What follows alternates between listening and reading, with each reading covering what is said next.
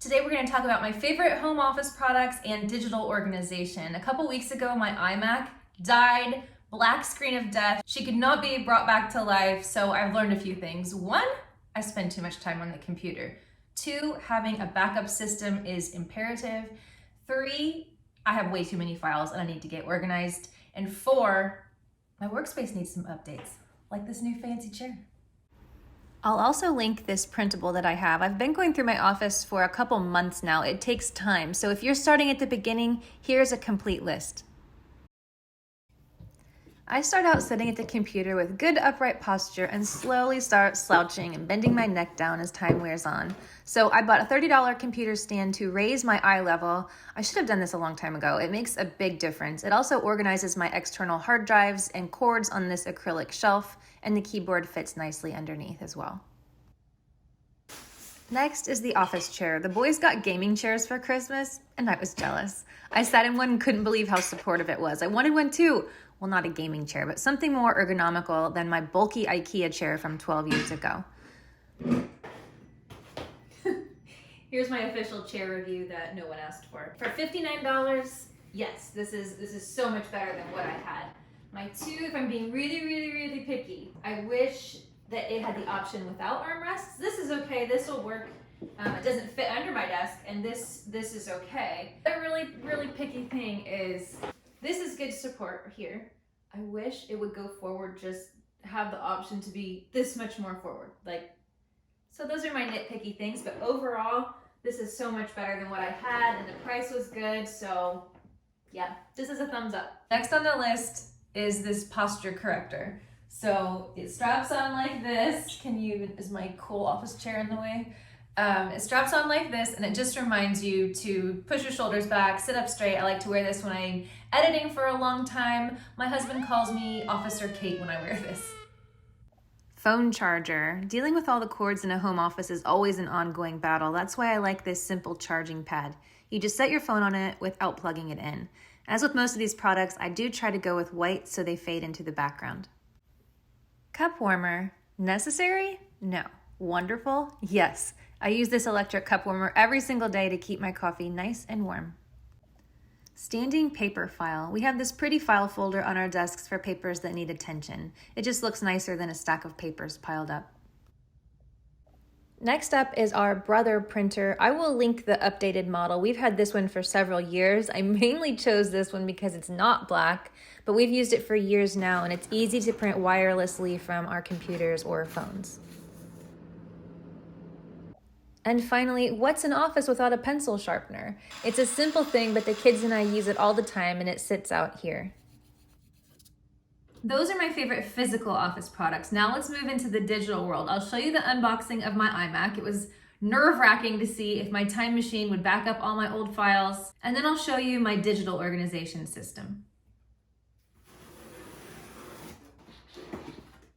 Okay, it's so much lighter than my last one. Oh my goodness, it's a tiny keyboard. This is the keyboard that I'm used to, so I'll probably stick with this. I have been using a trackpad, so we'll see which one of those works best. I went ahead and chose the 8-core instead of the 7/8, and then the 16 gigabyte unified memory instead of the 8, and then 1 terabyte of storage.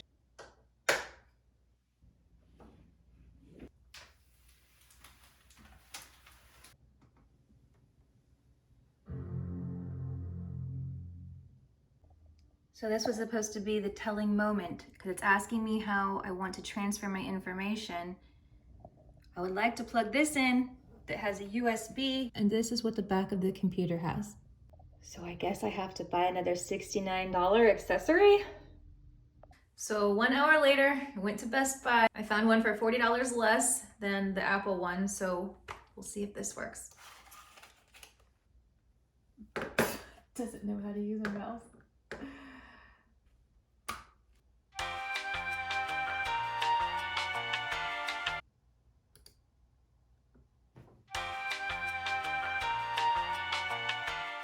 There was another half an hour. Software is updated. Isn't it funny how you get something brand new and you have to update it?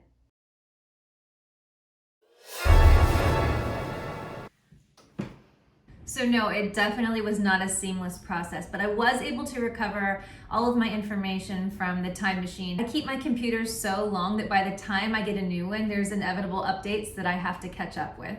Highly recommend that you have some sort of backup system that updates regularly. So this one that I have through the time machine does it automatically, and then once it's full, it'll delete the oldest file and then just keep adding the new file every day. This way, if something happens to your computer, you can just plug this in and get all the information there. If something happens to the external hard drive, you'll have all the information on your computer, so you have two places. And this time I went ahead and added a second external hard drive with 4 terabytes of storage. That's a lot, so that I can keep all my bulky files there. These are files, the stock photos, old videos that I've taken that I don't necessarily need in the future, but I would like to have access to them if I need it. Nothing makes you get more organized than getting a new computer that won't hold all your digital junk. This was my process, and now I have over half of my hard drive free. First, we're gonna look at how much storage we're using, examine the large files, see what we can eliminate, get rid of everything that you don't need or that's old and out of date. Next, we're gonna organize the remaining files into labels and folders that make sense. Then we're gonna get our backup system up and running, the time machine or whatever backup system you choose that we had just talked about. Next, I made a whole video on this, but I like to edit the year's worth of family photos, pick only my favorites, I make a photo book, and then I dump those photos in a folder with the year label. I also do the same thing with the movies. I edit those down to a 1-hour movie and also save that to my folder with all of our family movies labeled with the year. Next, I upload all those photos that I just edited to 2 different places online, 2 different cloud systems, something like Google Photos or Flickr, whatever makes you feel safe, but I do 2 of those, so I have it saved on my hard drive, on the time machine, and 2 different places online in a cloud system. And I upload that movie to YouTube as a private listing. Now that they're saved every place, I delete all the old photos and the old movies because I definitely don't have enough storage to keep all of these things. And that makes people panic sometimes. I have a whole video on it if you would like to know more. If there's anything bulky, like all these stock videos, stock photos that are taking up a lot of space, I put those on the external hard drive, a second external hard drive, like I was telling you before. And finally, we're gonna tidy the desktop. It's so nice to see clear files, labeled, organized, and not cluttered. On a personal note, I learned a lot from not having the computer for a week and a half, mainly that I'm more productive without it than with it. Of course, I need to do work on the computer and edit things and all these, write. But that first weekday morning when the kids were at school, I dictated 2 entire blog posts into my phone. I planned out the next 7 weeks of videos and posts that I'm actually excited to do. I had this complete burst of creativity because I wasn't distracted by news popping up or, hopping on Pinterest and scrolling there. Didn't have this distraction. I was so much more productive. So productive that I was able to go outside that afternoon, open up a book I'd been meaning to read, and sit outside.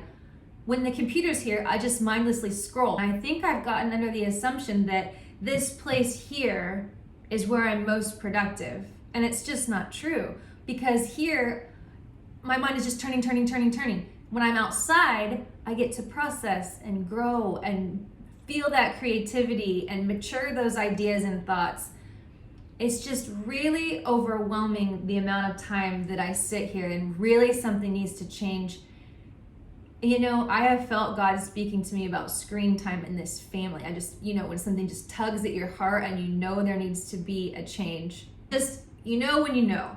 So I thought that he was talking about screen time for the kids because theirs is pretty much purely entertainment. But I have a side job and I have to work from the computer, so I can make up a million excuses for why I should sit at this thing. The first day the computer was broken, I was so irritated. I was being so childish, irritable. Everything was annoying to me. The kids were home on break. And that's what happens when you're addicted to something and it gets taken away. You're annoyed and irritated. I was making a pot of chili. I was actually making dinner in advance, so that was a good thing, but I was cranky listening to this sermon, and it was Tony Evans, and he's giving an analogy about his broken TV and how the screen wouldn't work. Naturally, I was smiling, my ears perked up, I'm listening, and he said, "You have a receiver, you are not plugged in. You don't have a picture. God has a program for each part of your life. He said, the world doesn't need to teach you. The anointing or the Spirit will guide you. The world gives us national news, but we need local programming. And God has a different program for each of us. I mean, that was pretty clear. So then I went into the next sermon, and the next sermon, these are like, they're short. They're like, 15 minutes each. And so the next one was Mark Jobe. He's the president of Moody Institute. And he says, you're exhausted because you're not playing your position. And I was like, okay. And he was giving an analogy of soccer players on a soccer field. And he said, you can't play the whole field. You have to play within the boundaries God called you to. You're trying to control and manage what you're not called to manage. You need to be able to say no to things so you can say yes to the right things.